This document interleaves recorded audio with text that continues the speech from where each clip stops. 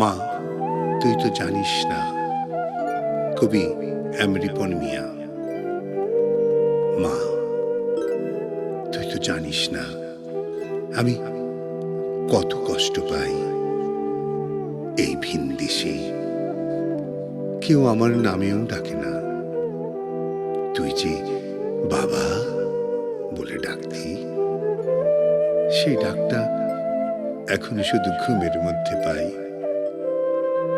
তুই জানিস না মা, এখানে আকাশটা নীল হলেও বাংলার মতো করে হাসে না।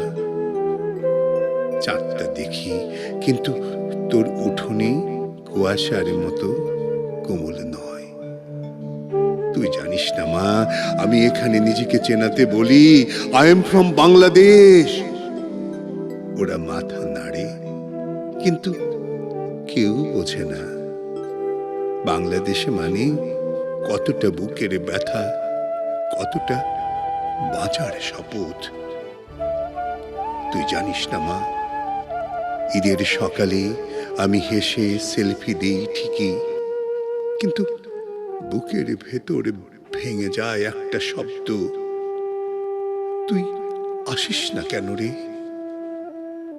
তুই জানিস না মা, তোর পাঠানো 5 মিশালি আচারটা আমি একটু একটু করে খাই, যেন শেষ না হয়, যেন তোর হাতের গন্ধটা থাকে আরো কদিন।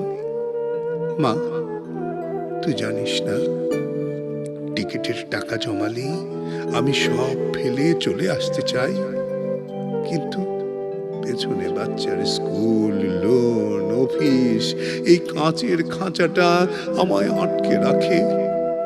তুই জানিস না মা, আমি কতবার মনে মনে তোর পায়ের নিচে শুয়ে পড়ি, বলতে চাই মা আর কোথাও যাব না, তোর কাছে থাকি শুধু চুপ করে মাটির মতো।